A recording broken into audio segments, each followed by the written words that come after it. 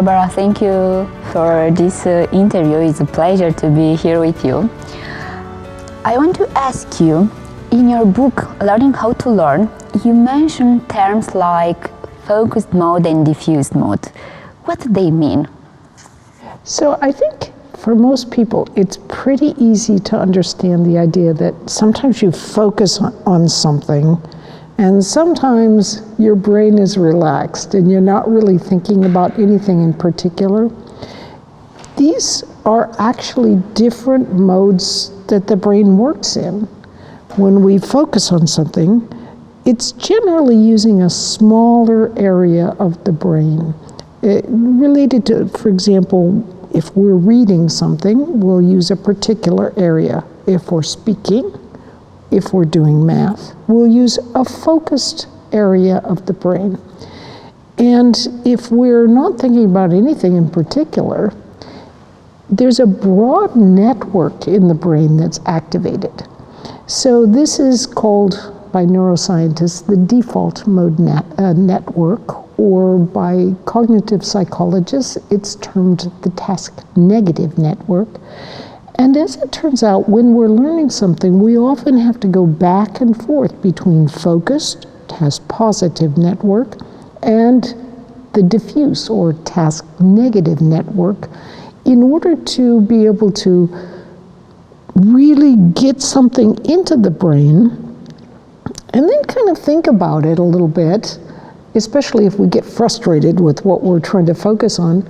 And then after we've had a chance to let that resting mind grapple with things, we return to our focus and suddenly it can seem much easier. I'm very curious, how can I apply this method during to an exam? Because the general advice is to stay focused. Right. So that's a good question, because what you can do during an exam is when the exam is first given, you scan it over and then see what the hardest problem is. And you look and you find that hardest problem and you work on it for maybe 2 or 3 minutes until you get stuck. Then you go off and do something easier. So while you're working on that easier problem, what's happening is that first problem, you focused on it, and then when you go off and work on the easier problem, that diffuse mode can work away in the background on that first problem. So you're working on the second one, and you're focusing on it, and that diffuse mode is working on the first problem. Both networks in the brain, in some sense, are working, so you're kind of doing like it's running 2 wheels at the same time. And later in the test, go back to that first problem and you'll find that you can make more advance on it. If you wait until the very end of the test to begin working on the really tough problem, you're stressed out and you don't have much time. So that's a terrible time to be working on the hardest problem. And you'll find if you use what I call this hard start technique, where you start with the hardest problem first, that can often, but train yourself to pull off it as soon as you get stuck, and that's usually after only a couple minutes. If you use this hard start technique, it can really help as long as you have prepared carefully for the exam. If you haven't prepared carefully, just do the easy problems and take whatever credit you can. This is a good advice, to start with the hardest problem. When I was a student, I was learning hard before an exam, and I wasn't sleeping because I had a lot of information to memorize and to remember. Well, all my colleagues were doing the same, because that meant being a student. And in what way does sleep help the learning process? Why is it good to sleep after you learn new concepts? When you learn something new, you are starting to make connections between neurons in long-term memory. But you're just starting. those connections aren't very strong yet. In order to strengthen those connections, you have to use them many times. This is why retrieval practice, that is pulling those ideas from your own mind, seeing if you can remember something, can be so valuable. Each time you remember, you're practicing, and that is strengthening the connections. But when you go to sleep at night, here's what's interesting. There's these little electrical signals will travel down, they'll jump that gap using neurotransmitters called the synapse.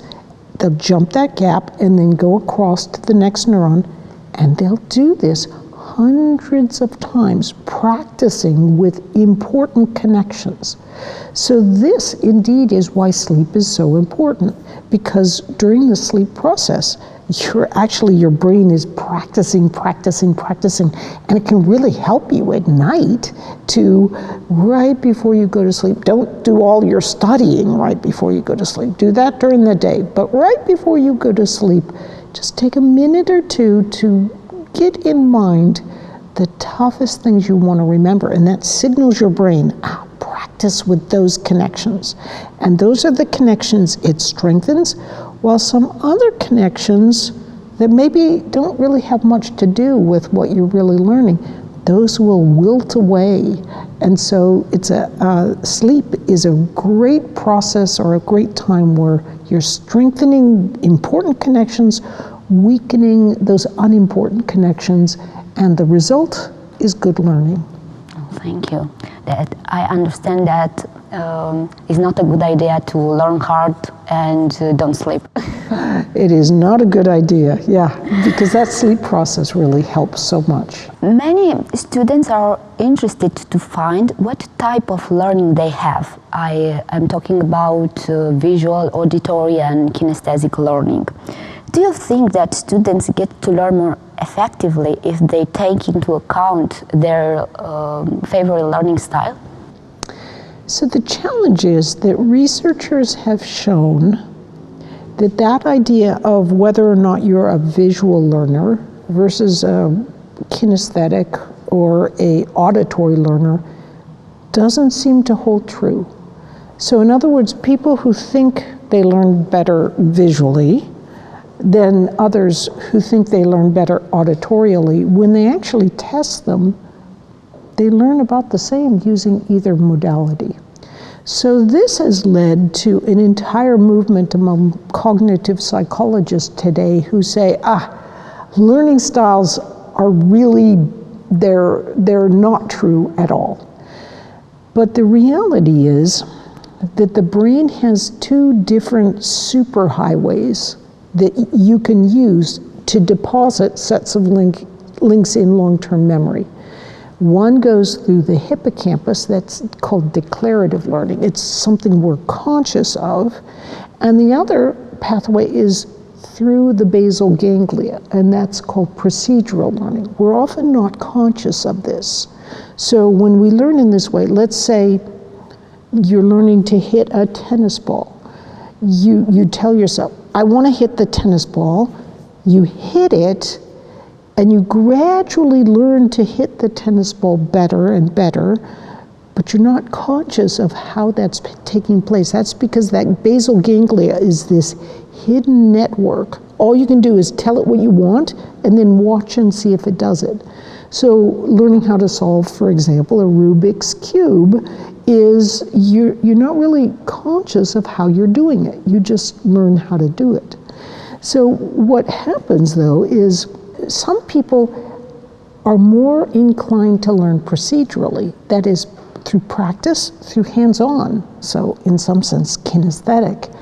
Others like to learn more declaratively. So goodness knows, I shouldn't call this learning styles because learning styles are bad, but there are definitely different ways that people can prefer to learn. One, perhaps through the basal ganglia. For example, those with dyslexia often prefer to learn more declaratively, that is, through more explanation. Whereas those on the autistic spectrum, for example, they can prefer to learn more procedurally. They're not conscious. That means they may be able to solve very complex math problems, but they can't tell you how they did it. It's not to say they don't understand it. It's just not an understanding that you can explain easily. In the same way that tying your shoes, well, that's a very simple thing to do, but try explaining how to tie your shoe. You do that, you've learned that procedurally, so it's very much more difficult to explain. Yeah. In your book, Uncommon Sense Teaching, you talk about brain connections. What role do they play in learning? What is so important to make brain connections? We often just kind of think it's all mush up here, and learning just somehow magically happens when we do something over and over enough times. But learning really is creating sets of neural links that are formed in long-term memory. So people have made the mistake in recent decades of thinking, well, you can always just look something up. You don't need to memorize key equations or how to do something because you can always look it up. Well, that's wrong. We now understand that if you don't have those neural connections in long-term memory, for example, would I speak Romanian if I just always had to Google up how to speak in Romanian? Of course I wouldn't speak it. And in the same way, I would not understand the patterns of mathematics if I was always just using a calculator instead of learning the fundamentals of how to multiply, for example, in my head. Those give you fundamental and intuitive understandings of the relationships between numbers. And if you always just use a calculator, you will never gain that kind of intuition. What can you tell us? Can you tell us a few tricks that teacher can use in class to improve their own teaching? Oh, there's so many. So a very good technique, though, involves simply that idea of retrieval practice. So, for example, we may teach things to our students, but just because it comes out of our mouth doesn't mean that it's actually become sets of links in their long-term memory. So explaining something, but then asking the students to actively work with that information themselves. What this does is it makes use of both of those superhighways of learning. As you are explaining, you are putting information, hopefully, through that declarative hippocampal system into weak sets of links in long-term memory for the student. But it is when the student begins practicing and working with that information themselves and talking with other students sometimes that those links get strengthened and more links are added, because when you start doing things enough times, there's the part of your prefrontal cortex is always watching. It's like, are you doing that very often? Are you conjugating that verb very often? Oh wait, you're doing that a lot. Guess what? You're doing that so much that I'm going to have you put that in a procedural set of links so you don't even have to think about what you're doing. If you practice enough with something, then you deposit those procedural sets of links, which are what you do when you can speak something or say something or think something intuitively, habitually, without even thinking about it. So this is why practice can be so important, because it allows for this easy and intuitive ability to use whatever you're using, whether it's a new language or working with math and science. I like to ask students what learning methods they use to learn something new, and many of them remember they write the lesson at home once again. And Can rewriting the lesson be considered a learning method? Is this an active learning method? It depends on how it's done. If the student goes home and says, what can I remember from my lesson? And they write it out from their own memory, yes, that can be a great way. That's retrieval practice. If they have their notes and they just are copying their notes, that's not retrieval. It's so much easier to do that, but it isn't. You have to work a little harder. Retrieval practice is more difficult, but it gets those ideas into your memory more quickly and more deeply. How can students reduce working memory be held? So working memory is interesting. Most people have what they think of as you can hold like 4 pieces of information in your mind at one time. And this varies. So, and if you group information, like if I say 4, 7, 2, 5, I can hold 4, 7, 2, 5. But then if I say 4, 7, that's one group, 2, 5, 7, 2, 3, 9. I can group them into, so if you group things, you can actually still use those 4, arms of your attentional octopus to hold more information, but you still can't use a lot or hold a lot in working memory. It's restricted. But you cannot change the size of your working memory. So in other words, you can do the equivalent of changing the size of your working memory if you've worked a lot with that particular subject area. So like if you've worked a lot with chess, you can have the equivalent of a larger working memory capacity with regards to chess, but not with regards to the game of Go, for example. So sometimes there's this idea of growth mindset, which is that you can't do something yet. You're supposed to think of yourself as being capable of learning and doing. Yes, your attitude towards things can make a big difference, but working memory capacity is a lot like height. It's like you grow to a certain height and you don't say, I haven't grown to 6'5" or however tall you are. I haven't gotten as tall as I want to be yet. It's just you reach a certain size and that's what it is. It's like that for working memory capacity. But what people don't realize is that if you have a lesser capacity working memory, for example, like I do, it can actually have an advantage in some things, because when I forget, something falls out of my mind, something else comes in more easily. And so I can be more creative sometimes than those with a much bigger working memory capacity. Very interesting. If you search on YouTube music for learning, you will see many results. What kind of music do you recommend for individual study? Well, personally, I don't listen to any music when I'm studying, and some people do not prefer to listen to music. It depends a lot on your working memory capacity.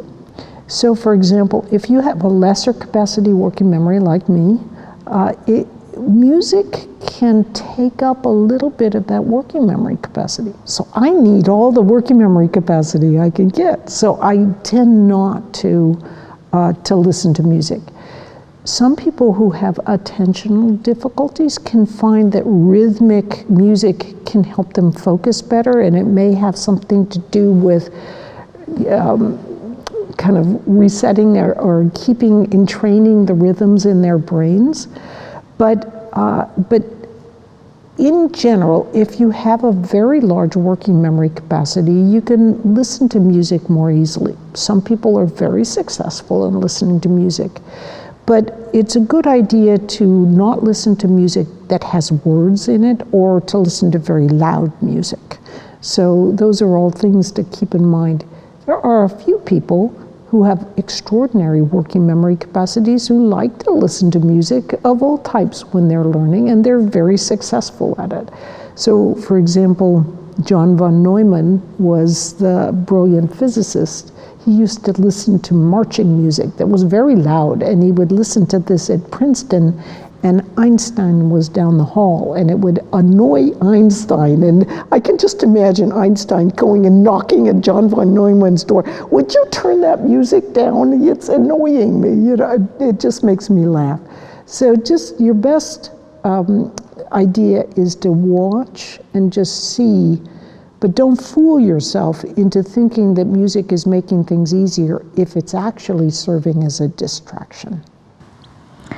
Thank you, Barbara. It was a pleasure, and I like your answers. Thank you so much. Mulțumim tare mult că ne-ați urmărit. Am avut foarte multe lucruri interesante de aflat de la Barbara, care este expert în învățare. Alte două cărți ale Barbarei urmează să apară la editura Curtea Veche Publishing, Learning How to Learn și Uncommon Sense Teaching, două cărți destinate celor care vor să învețe cum să învețe și profesorilor în special, pentru că și ei au nevoie să-și îmbunătățească felul în care învață, dar și felul în care ei predau. Fiți cu ochii pe editura Curtea Veche Publishing, pentru că în vară și în toamnă cele două cărți vor ieși la lumină. Mulțumim tare mult!